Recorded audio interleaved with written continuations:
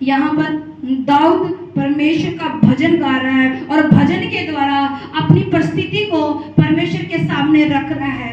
भजन के द्वारा दाऊद है अपने दुखों को परमेश्वर के आगे जाहिर कर रहा है और अपनी मुश्किलों को रख रहा है परमेश्वर के आगे, और ये भी भरोसा दिला रहा है कि परमेश्वर तू क्रोध से विलंब करने वाला, अता करुणामय परमेश्वर, दयालु परमेश्वर है, दया का सागर परमेश्वर है। तूने पहले भी मुझे उस संकट से बाहर निकाला है, तू अब भी मुझे उस संकट से बाहर निकालेगा।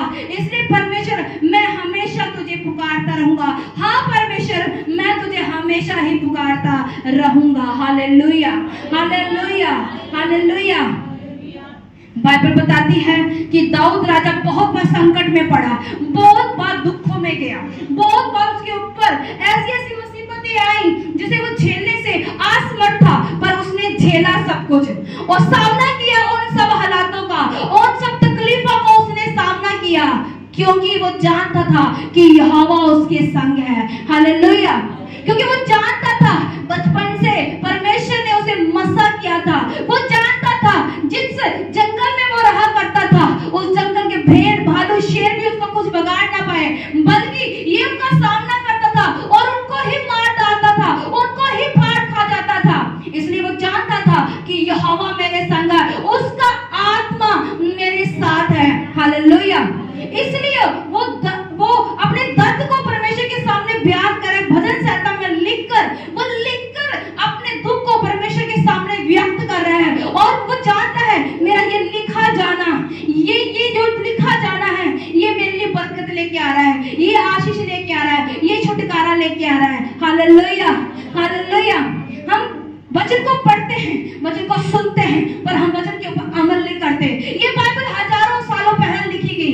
ये क्यों लिखी गई? ये लिखित वचन हमें क्यों दिया गया? इसलिए इस लिखित वचन को हम पढ़ के अपने जीवन में बदलाव को देखें, अपने जीवन में खुद बदलाव को लाएं। जैसे दाऊद के बारे में हम देख रहे हैं, हम पढ़ रहे हैं कि दाऊद भजन भी गा रहा है। भजन गाना क्या होता है? भजन मतलब आराधना करनी, वर्शिप करनी, परमेश्वर का थैंक्स करना। भजन मतलब गीत गाने परमेश्वर के सन्मुख। देखो, अगर कोई इंसान दुख में है, क्या वो भजन गाएगा?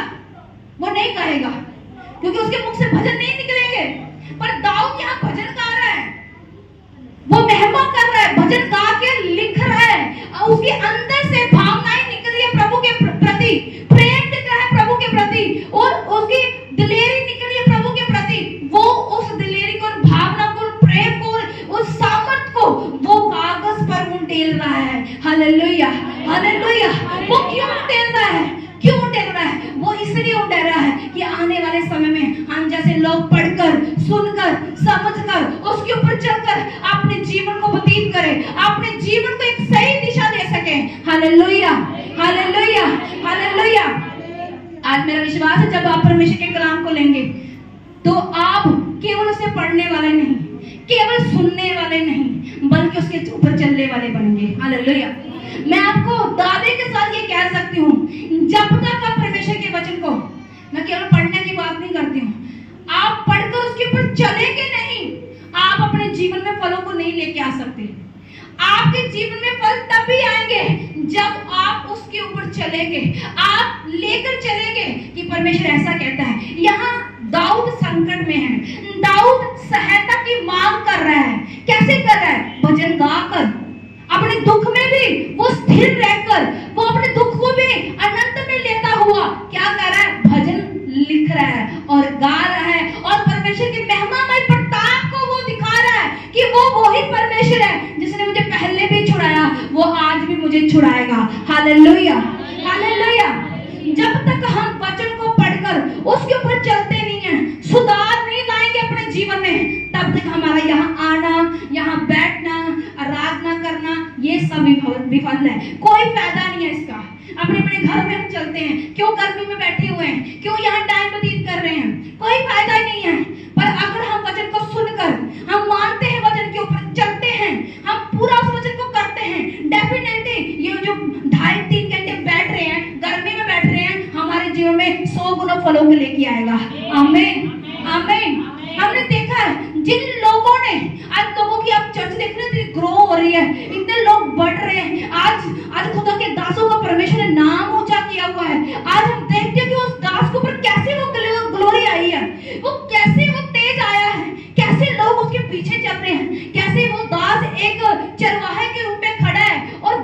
उसके पीछे पीछे पीछे पीछे चल रही है। दास एक कमांड करता है अपनी भेड़ों को कि ऐसा होना चाहिए, और भेड़ें वैसे ही कर रही है। वो कैसे कैसे हो रहा है? वो परमेश्वर की आज्ञाकारिता में रहकर हो रहा है। खुदा के दास और आज्ञाकारिता में रहे हैं। उन्होंने अपने कानों को बंद किया है संसार की बातों सुनने के लिए। उन्होंने अपने मुंह को बंद किया है, सील दिया है अपने मुंह को, उतना ही बोलना जितना सही है, बाकी बोलने को उन्होंने बंद किया है। अपनी सोच को उन्होंने कंट्रोल में किया है।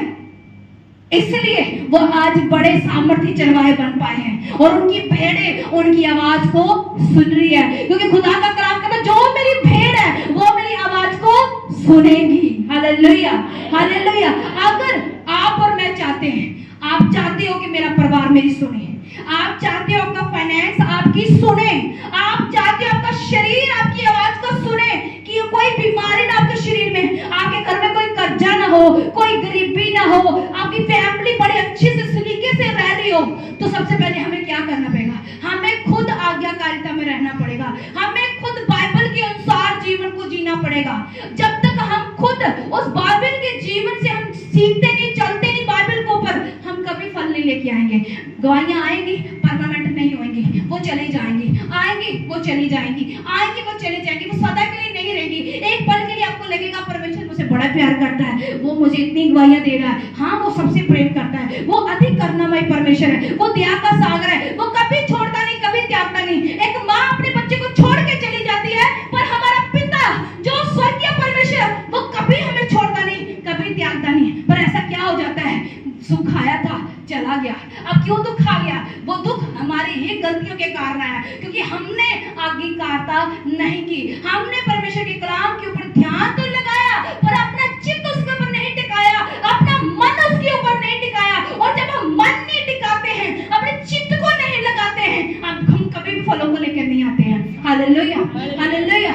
इसलिए आगे बढ़ने से पहले मैं चाहती हूँ, अगर आप यहाँ पर बैठे हैं, आप टाइम निकाल के आए हो, गर्मी में आए हो, काम छोड़कर यहाँ पर आए हो, इसका बेनिफिट भी आपको होना चाहिए। होना चाहिए कि नहीं होना चाहिए? होना चाहिए।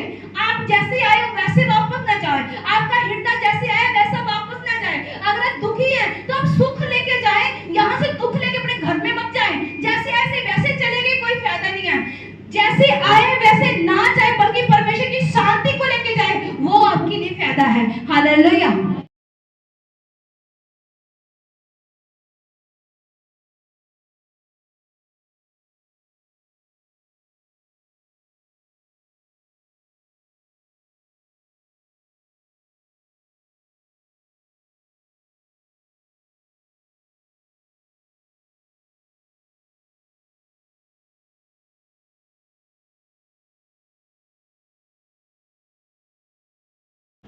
ਹਾਲੇਲੂਇਆ। ਸਾਰਿਆਂ ਨੂੰ ਮੇਰੇ ਵੱਲੋਂ ਜੈ ਮਸੀਹ ਦੀ। ਜਿੰਨੇ ਭੈਣ ਭਾਈ ਇਸ ਵੀਡੀਓ ਨੂੰ ਦੇਖ ਰਹੇ ਨੇ, ਉਹਨਾਂ ਅੱਗੇ ਗੁਜ਼ਾਰਿਸ਼ ਹੈ, ਕਿਰਪਾ ਇਸ ਚੈਨਲ ਨੂੰ ਲਾਈਕ ਕਰਿਓ, ਚੈਨਲ ਨੂੰ ਸ਼ੇਅਰ ਤੇ ਚੈਨਲ ਨੂੰ ਸਬਸਕ੍ਰਾਈਬ